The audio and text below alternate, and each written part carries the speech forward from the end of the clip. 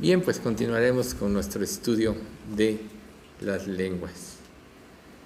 Recuerden ustedes que la parte que estábamos viendo en el capítulo 13 de Corintios, versículo 1, si ahora hablase lenguas humanas o angélicas y no tengo amor, vengo a ser como metal que resuena o címbalo que retiñe. Y es muy adecuado que ahora en este salmo se haya hablado del amor. Y pues meditando precisamente en esta parte que vamos a introducir, es lo que vamos a ver. La vez pasada vimos lo de las lenguas humanas y angélicas. Ahora vamos a empezar a ver y no tengo amor. El amor de Dios es algo totalmente incomprendido por la raza humana, porque pues está atrofiado. Ya sabemos que uno de los atributos es el amor, pero ¿quién puede entender en forma mínima la grandeza del amor de Dios? Yo creo que muy pocos, porque si lo entendiéramos más, nuestras vidas serían diferentes, porque todas las cosas fueron hechas por amor. Dios es amor. Y no podemos nosotros concebir la creación del ser humano, la creación de todas las cosas, sin ese atributo del amor. Isaías, cuando está puesto para declarar todas las virtudes del Mesías en el capítulo 53 del libro de Isaías, el primer pasaje del capítulo 53 es: ¿quién ha creído a nuestro anuncio y sobre quién se ha revelado el brazo de Jehová? ¿Quién ha creído? Y esa parte de que quién ha creído es algo en la que nosotros tenemos que concentrarnos mucho, porque realmente nuestras vidas pueden ser transformadas en la medida que creamos en este amor.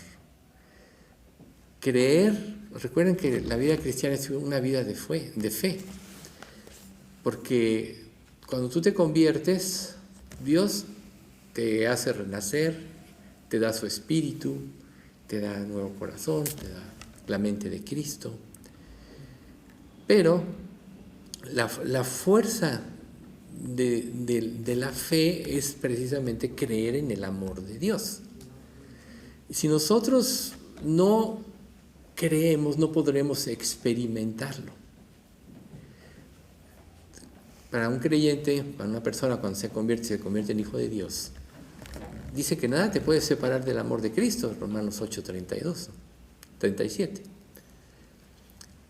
Nada te puede separar del amor de Cristo. Sin embargo, nosotros vemos que en la vida siempre estamos dudando, siempre estamos cuestionando a Dios, siempre estamos por incredulidad tratando de hacer las cosas a nuestra manera. Pero toda esta, yo le diría, arrogancia que nosotros tenemos, nos impide experimentar este amor. Para poder experimentar el amor de Dios hay que dejarse llevar por el amor de Dios. Una persona que tiene dudas, vamos a poner el ejemplo de una pareja, se van a casar o se toman un compromiso, etc. Mientras tengan dudas el uno del otro, no se van a abrir completamente el uno al otro. Entonces esa relación va a ser muy difícil. Si en un matrimonio no hay una sinceridad absoluta entre los cónyuges, difícilmente va a funcionar bien el matrimonio. ¿Por qué? Porque siempre va a existir la duda. Y nosotros, en virtud de estos ejemplos humanos, cuando nos enfrentamos a Dios y Dios nos dice que su amor es perfecto, que Él hizo todas las cosas por amor, que Él por amor dio a su Hijo, etc., que prácticamente nos encomendó obras para que andemos en ellas por el mismo amor. Mientras nosotros no creamos en ese amor, no nos vamos a comprender, no nos vamos, a comprometer con Él, ni vamos a creerle en muchas cosas que nos dice. Y es ahí donde vienen los problemas en los creyentes. Ahí es donde viene la falta de consagración, no creer en este amor. Por eso es que este pasaje del amor de 1 Corintios, que vamos a ver de un enfoque diferente al que ustedes imaginan,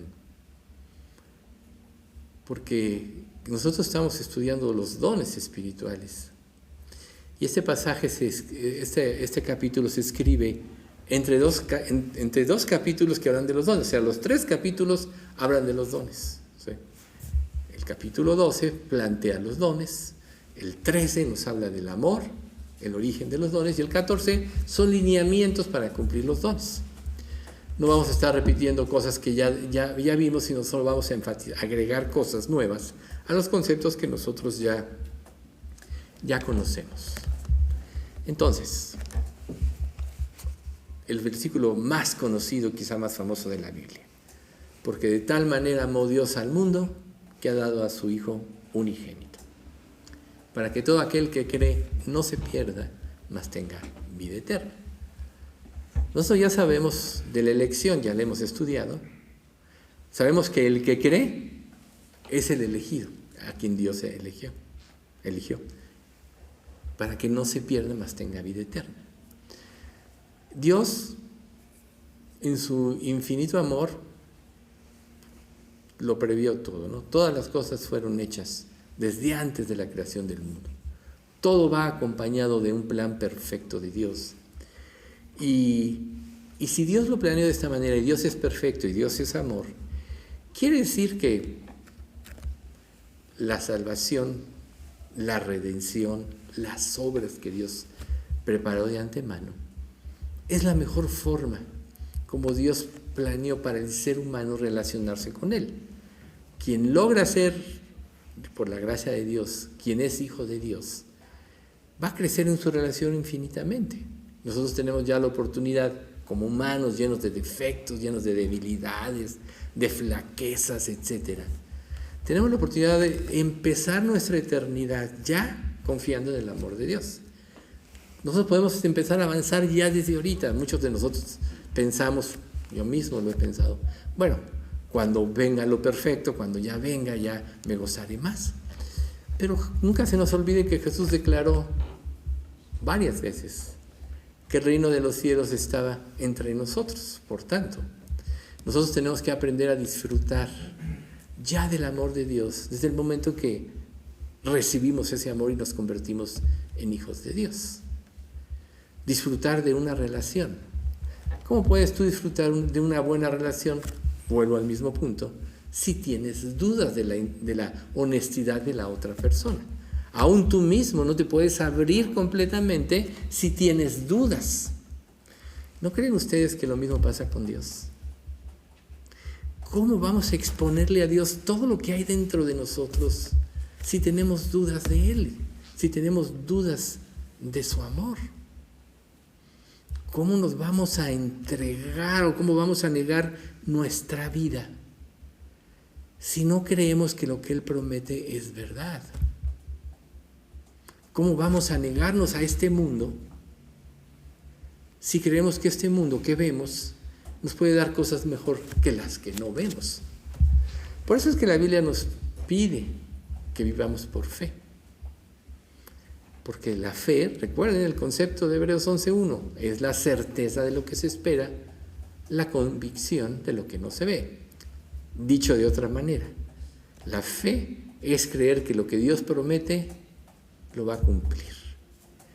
Y creerlo de tal manera que produzca en nosotros una nueva acción, la convicción de actuar de acuerdo a lo que Dios promete.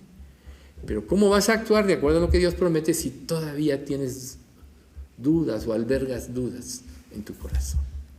¿Ven ustedes qué importante es esta parte? En Mateo 5, 44 y 45. Pero yo os digo, amad a vuestros enemigos, bendecid a los que os maldicen, haced bien a los que os aborrecen, llorad por los que os ultrajan y persiguen,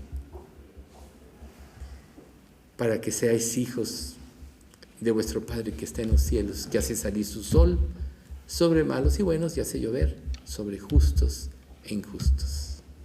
Amad a vuestros enemigos. ¿Acaso nosotros no tenemos muchas veces malas relaciones? Tan solo si tú piensas que tú le caes mal a otra persona, tu actitud cambia. Y aquí Dios te dice, amad a vuestros enemigos, o sea, peor que una relación. Y deja tú el mundo externo, aquí en la iglesia, ¿no? La Escritura dice que la característica de los discípulos de Cristo es el amor no fingido que se profesen unos a otros. Pero ¿cómo vamos a profesar esta calidad de amor que Dios nos pide si no creemos en su amor? ¿Ven?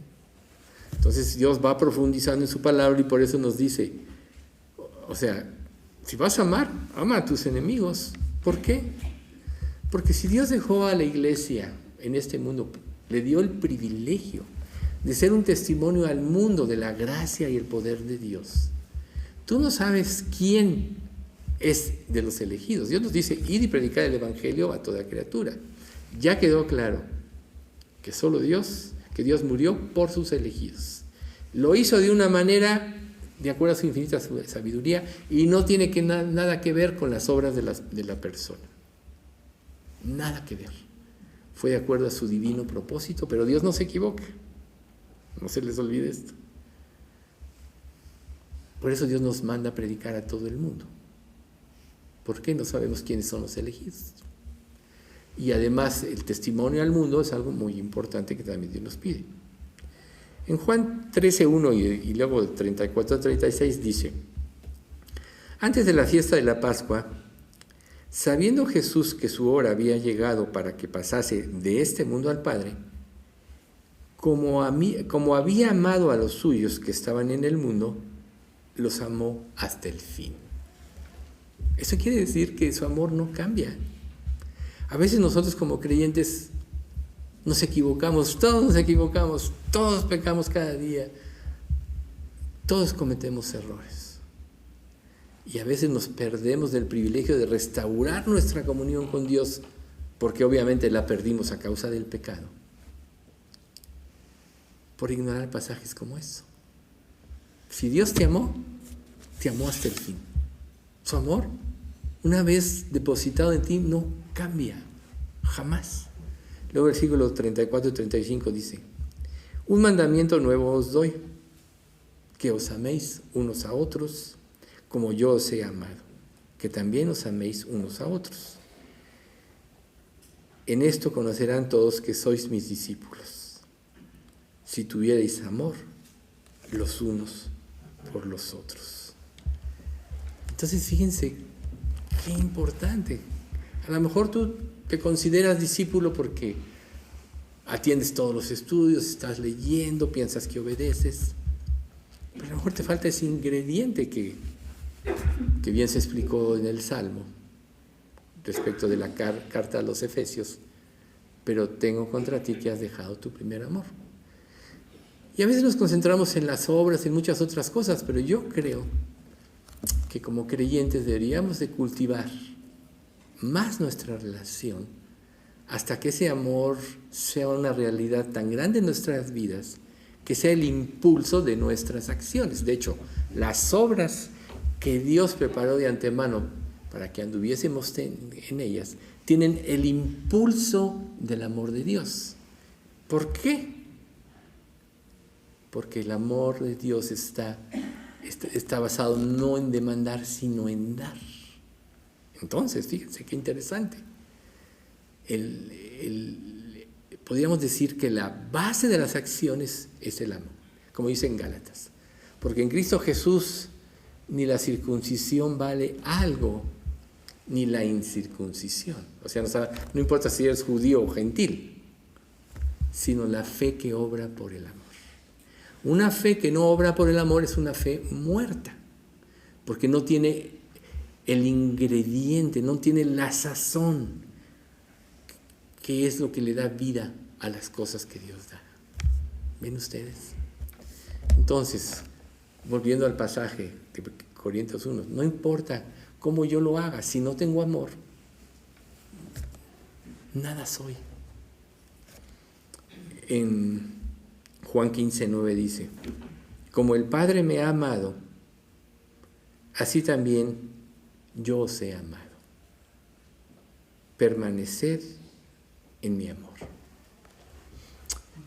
Fíjense qué pasaje tan hermoso para ilustrar. Es una cadena. ¿Cuál fue el éxito de Jesús en este mundo? Confiaba en el amor de su Padre Celestial. Él sabía que era Dios.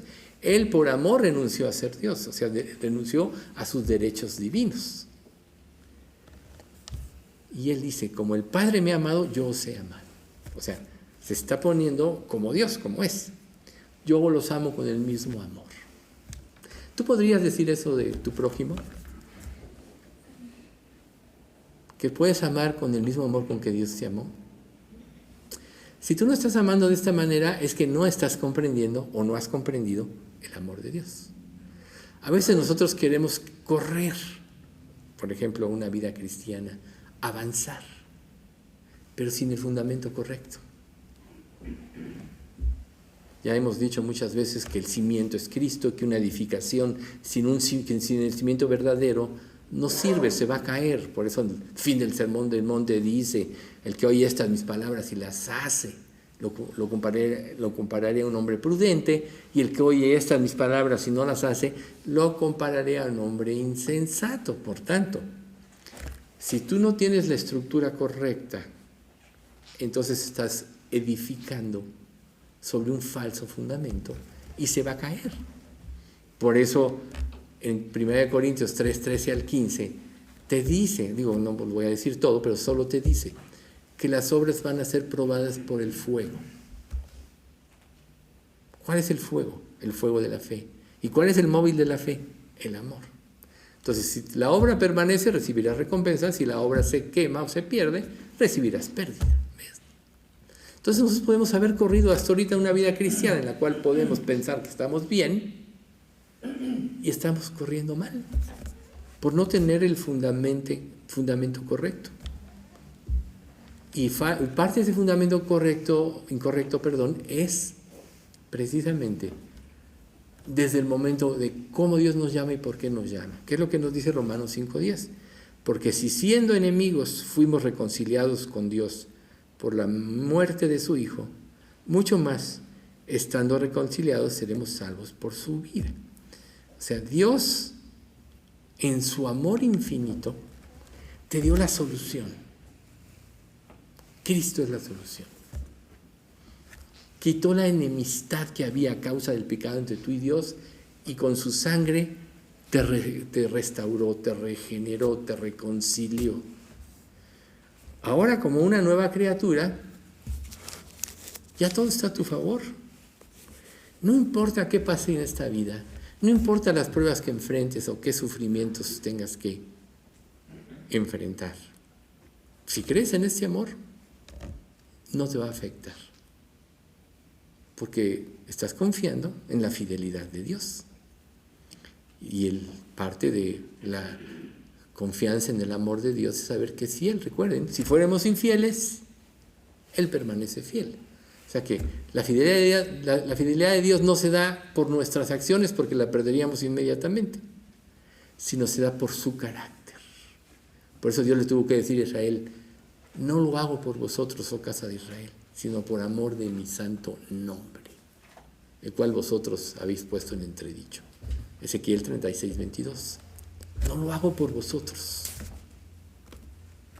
Esa es la característica esencial del amor, que Dios actúa por sí mismo y su amor es irrevocable.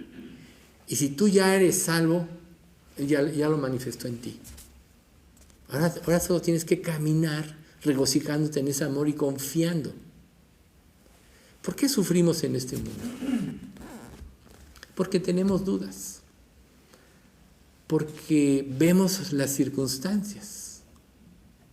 Pero nuestro futuro, si ya eres salvo, ya está garantizado.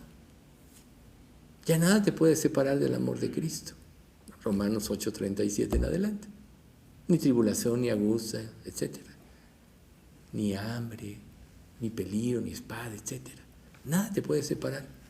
Entonces, ¿por qué no vives conforme a este amor? ¿Por qué no actúas conforme a este amor? En Efesios 2, del 4 al 7 dice: pero Dios, que es rico en misericordia, por su gran amor con que nos amó, aun estando nosotros muertos en pecados, nos dio vida juntamente con Cristo. Por gracia sois salvos. Y juntamente con Él nos resucitó, y asimismo nos hizo sentar en los lugares celestiales con Cristo Jesús, para mostrar en los siglos venideros las abundantes riquezas de su gracia en su bondad para con nosotros en Cristo. Fíjense qué hermoso pasaje este capítulo 2 de Efesios, ¿sí? O sea, por su gran amor y por su misericordia nos reconcilió.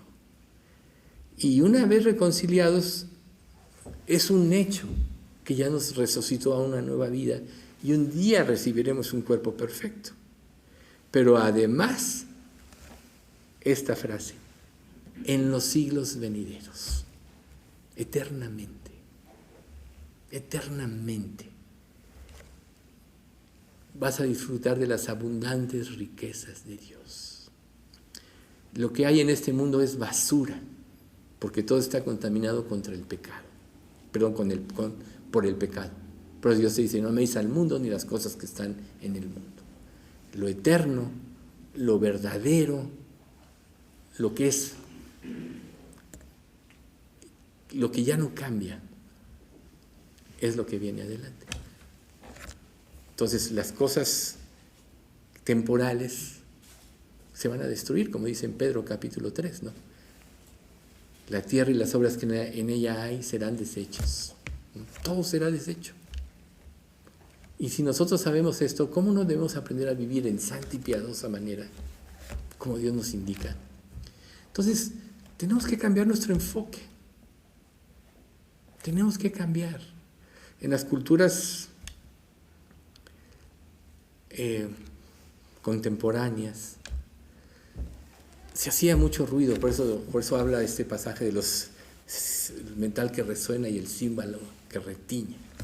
Se hacía mucho ruido para adorar a los falsos dioses, y por eso el apóstol empieza poniéndolo así: no oigas el ruido de este mundo. No te dejes influenciar por el sistema de pensamiento. Lo que va a prevalecer es el amor. Si no tienes amor, nada te va a servir. Cualquier obra que tú hagas por intereses diferentes al amor, por tu conveniencia, por quedar bien con otros, por ser enaltecido ante los demás, para tratarte de ponerte en una posición superior, cuando la Biblia te dice: ve a todos los demás como superiores a ti mismo, capítulo 2 de Colosenses. Por todo esto te estás perdiendo el privilegio de recibir el amor de Dios y de darlo. ¿Y cómo vivimos equivocadamente entonces? Filipenses 2:2: completad mi gozo sintiendo lo mismo, teniendo el mismo amor, unánimes, sintiendo una misma cosa, una misma mente, un mismo parecer. ¿Pero cómo puede ser eso? Si todos somos tan diferentes. A lo mejor te sientes más inteligente que los demás. A lo mejor te sientes más consagrado que otros. Si sientes eso, ya no estás en el amor. Porque el amor dice: ve a los demás como superiores a ti. Si tú crees que sabes más que otro, ya te perdiste el privilegio de aprender. A veces, de las personas más sencillas, en quienes más podemos aprender. Cuando la palabra dice: y los ángeles anhelan mirar lo que pasa en los creyentes, es porque están viendo aspectos nuevos de Dios en nosotros. Es verdad, la Biblia lo dice, que nosotros vamos a juzgar a los ángeles. Ellos ahorita están trabajando por todos los herederos del reino. Imagínense el lugar que Dios nos está dando. Pero los ángeles anhelan mirar las manifestaciones del amor de Dios en cada persona. ¿No debías tú estar viendo, buscar a Cristo, ayudar a otra persona, a otro creyente a que se entregue más en lugar de juzgarlo, por ejemplo? El juicio es importante, pero es bueno cuando tú te juzgas primero a ti. Si tú juzgas a otros sin juzgarte primero a ti, entonces estás mal. Si tú juzgas a otro juzgándote primero a ti, entonces va a actuar en ti la misericordia. Recuerden, la misericordia triunfa sobre el juicio. El juicio verdadero de un creyente a otros va en función de edificación, nunca de destrucción. Sí tiene que ser, pero es para edificación. El hecho de juzgar las acciones de otra manera le corresponde solo a Cristo, porque Cristo fue como hombre, el hombre perfecto, y Dios le dio el juicio a Cristo. Ninguno de nosotros puede hacerlo.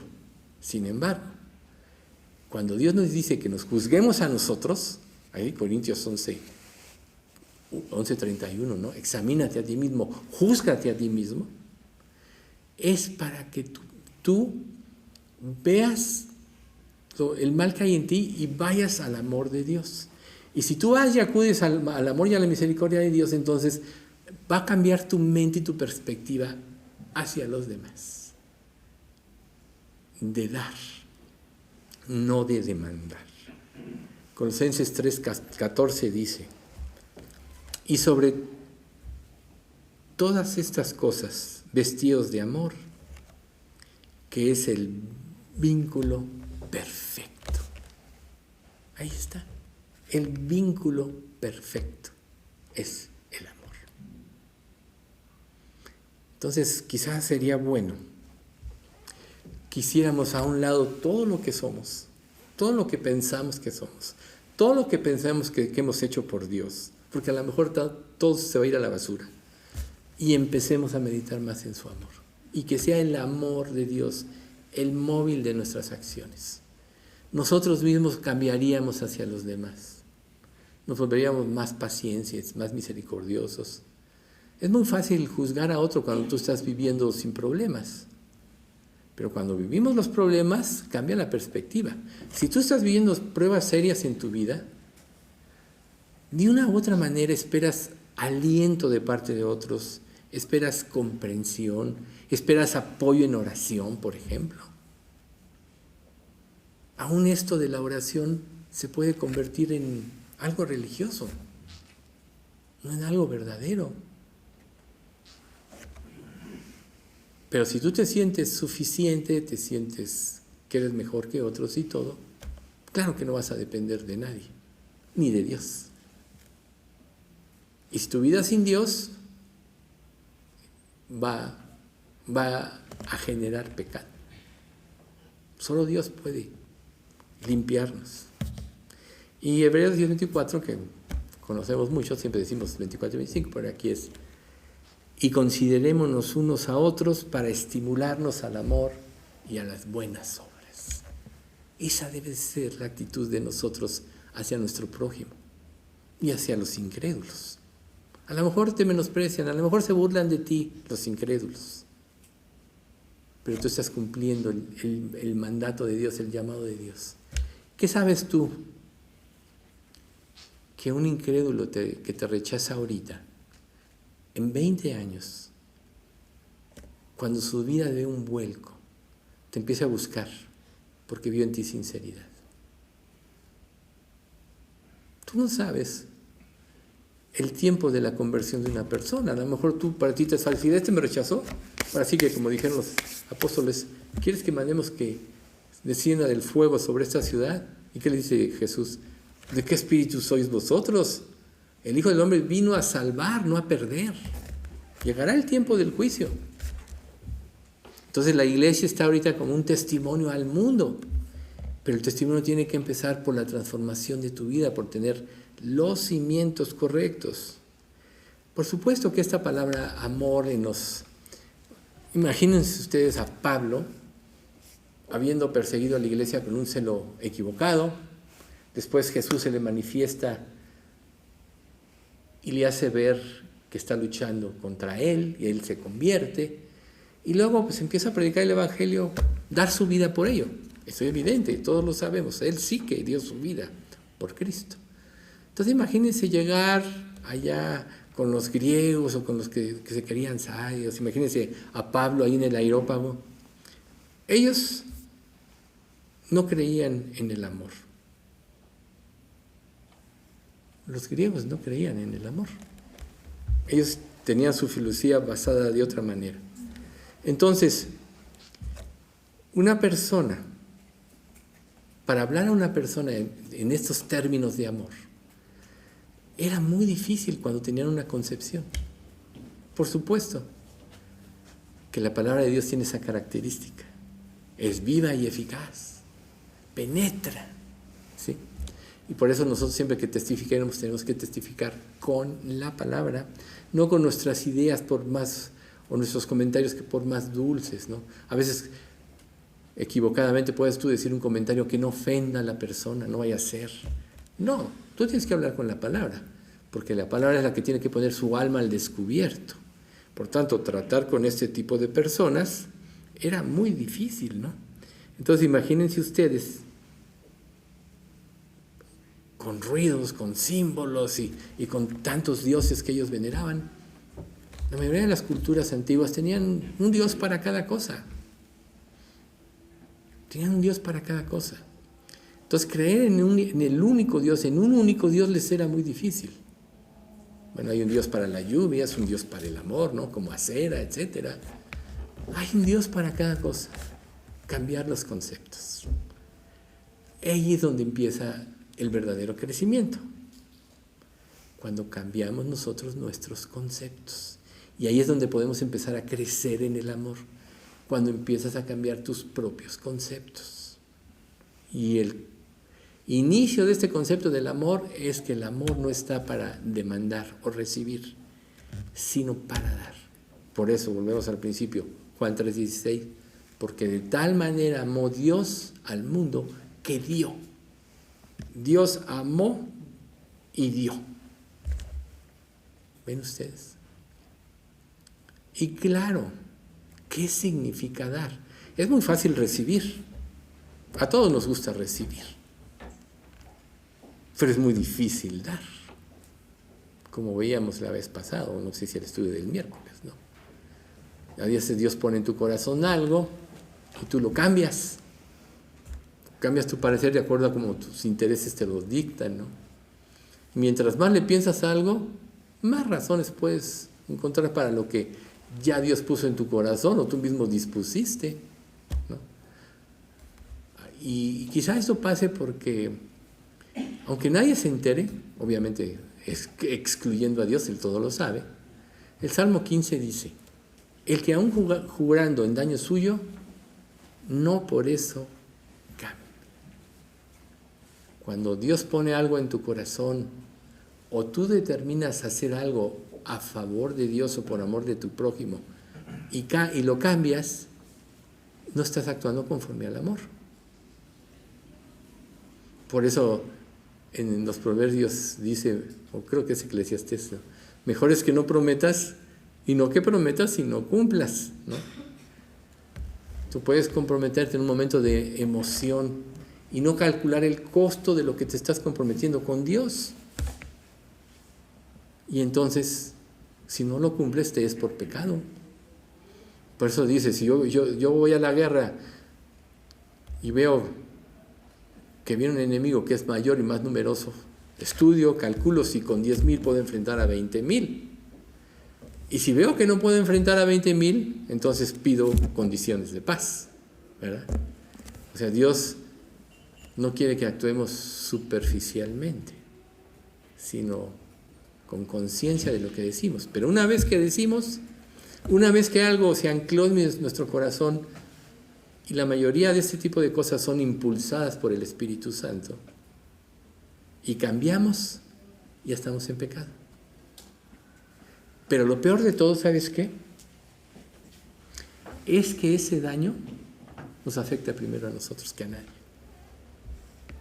Porque ¿cómo vas a concebir un amor que no cambia si tú estás cambiando? ¿Cómo vas a pensar que Dios no cambia de parecer si tú estás cambiando de parecer? Y claro, Dios nos dejó pasajes como este que les dije, ¿no? De Filipenses.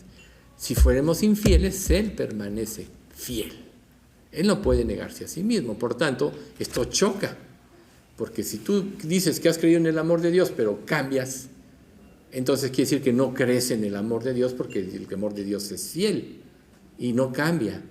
Imagínense qué frustrante y triste sería si Dios viera nuestras vidas de acuerdo a nuestras acciones.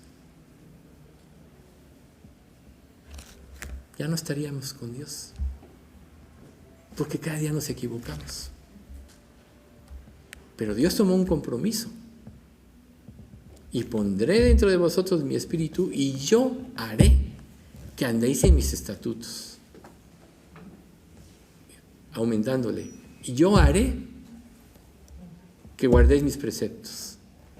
Yo haré que los pongáis por obra. Creer en esto te lleva a depositar tu confianza en Dios y en su amor. No creer en esto te lleva a tomar tu vida en tus manos. Te lleva a no obedecer lo que Dios está diciendo. Nos dice la Escritura que el cumplimiento de la ley es el amor. El cumplimiento de la ley es el amor. Por tanto, si tú no estás viviendo acorde a lo que Dios dice con la fuerza de Cristo, porque si eres salvo ya tienes el Espíritu que te da la fuerza por obedecer. Recuerda, Dios produce el querer como el hacer por tu buena voluntad, produce en ti, ¿no? Entonces, si tú no estás viviendo, quiere decir que de alguna manera estás violando. Primera de Juan 3, después que dice, mirad cuál amor nos ha dado el Padre para que seamos llamados hijos de Dios, etc., dice, cualquiera que quebranta la ley, cualquiera que comete pecado, quebranta la ley. Porque el pecado es infracción de la ley. ¿Por qué Dios lo mete ahí? Si Dios está diciendo, mira qué hermoso lo que Dios te va a dar, vas a tener un cuerpo perfecto, me vas a ver cara a cara un día, etc. Y luego dice, cualquiera que quebranta la ley, lo interpone, porque la falta de amor te lleva a quebrantar la ley. Nosotros solo podemos cumplir la ley por amor a Cristo. El amor de Cristo nos impulsa, nos constriñe, pensando que si uno murió por todos, luego todos murieron. ¿Estás muriendo? Y luego, y por todos murió para que los que viven ya no vivan para sí, sino para aquel que murió y resucitó por ellos. ¿Estás viviendo de esta manera? Ahí está, ahí puedes encontrar el error. Entonces, es importante que ahorita nos quedemos meditando en esto. ¿Qué tanto creo en el amor de Dios? ¿Qué tanto lo he apropiado? ¿Cómo se fundamenta el amor de Dios? ¿Sabes cómo se fundamenta el amor de Dios? En el estudio de la palabra y creer las promesas que Él da. La palabra es lo que le da sustancia al amor de Dios. Sin la palabra somos víctimas de nuestros pensamientos y de las filosofías de este mundo que nos influyen tanto. Porque claro que te influyen. Pero Dios lo dejó así. Pero no nos dejó desequipados, nos dio la mente de Cristo. Una estructura diferente de pensamiento, pero la mente de Cristo se desarrolla por la sumisión a Dios y por la obediencia a su palabra. No es para que tú hagas lo que quieras. Libertad para amar, libertad para obedecer, no libertad para pecar. Esa es la libertad de la cual hablaba Pablo en Cristo, ¿ves? Entonces ahorita medita en esto y sabe bien que si no anclas esto bien en tu vida, todo lo que hagas en tu servicio a Cristo va a ser en vano. El día que Dios haga el juicio de las obras del creyente, que no es un juicio de condenación, sino es un juicio para pérdida o confirmación de recompensas eternas, vayas a salir reprobado y pases así como de panzazo, ¿no? Si bien el mismo será salvo, aunque así como por fuego. O como este versículo de 1 de Juan 2:17, ¿no? Para que en su venida no os alejéis de él, avergonzados. Y ahora, hijitos, permaneced en Él, para que tengamos confianza, para que en su venida no nos alejemos de Él avergonzados. Como creyente puede ser.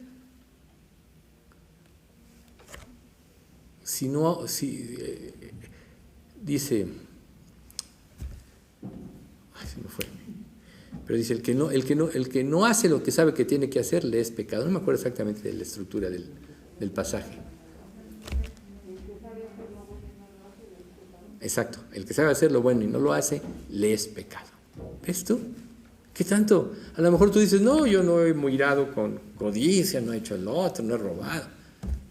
Pero si sabes hacer lo bueno y no lo haces, ya es el pecado.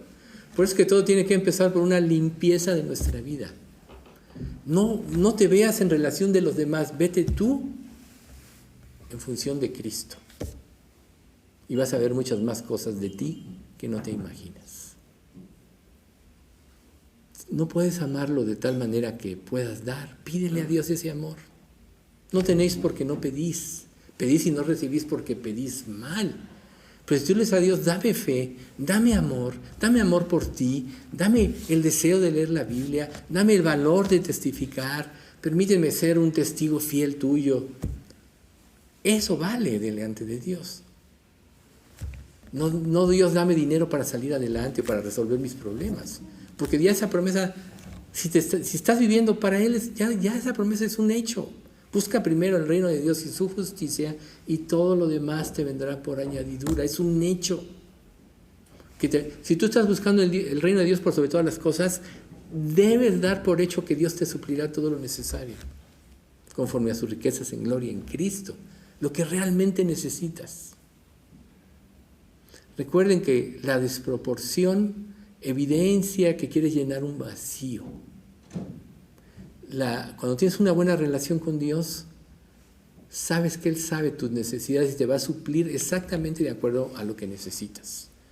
El maná, por ejemplo, del que ya hablamos hace poco, era el alimento exactamente lleno de proteínas, etcétera, para el lugar donde estaba viviendo Israel en el desierto. Era el alimento idóneo. El desear carne, el desear el regresarse a los alimentos de Egipto, es estar diciéndole a Dios, te equivocaste. Y no decían, es que nuestra alma ya aborrece este pan liviano. Y tú puedes estar en tu vida cristiana aborreciendo la vida que tienes porque quieres vivir otra vida. Y se te olvida que si le entregaste tu vida a Dios y creíste en su amor, Él ahora es el administrador de tu vida. Si le entregaste tu vida voluntariamente, aunque ya le pertenecía, es porque te pusiste en las manos de Él para que Él administrara tu vida. Entonces, nada te debe hacer infeliz, sea cual sea la situación que tú vives. Nada, porque Dios lo está trayendo a tu vida con un propósito. Y debes de aprender a apreciar el maná, que es el alimento que Dios tiene para ti, para tu vida exactamente. Lo que estás viviendo es exactamente lo que necesitas vivir para que tú crezcas en Cristo. Si aspiras a vivir de otra manera, vas a desperdiciar tu tiempo y tu energía y tu pensamiento en otras cosas que en buscar a Dios y buscar la comunión con Él. Todos los deseos, digamos, que no son lícitos o lógicos, nos distraen de nuestro tiempo de adoración a Dios. Estamos hablando de la adoración, de los himnos.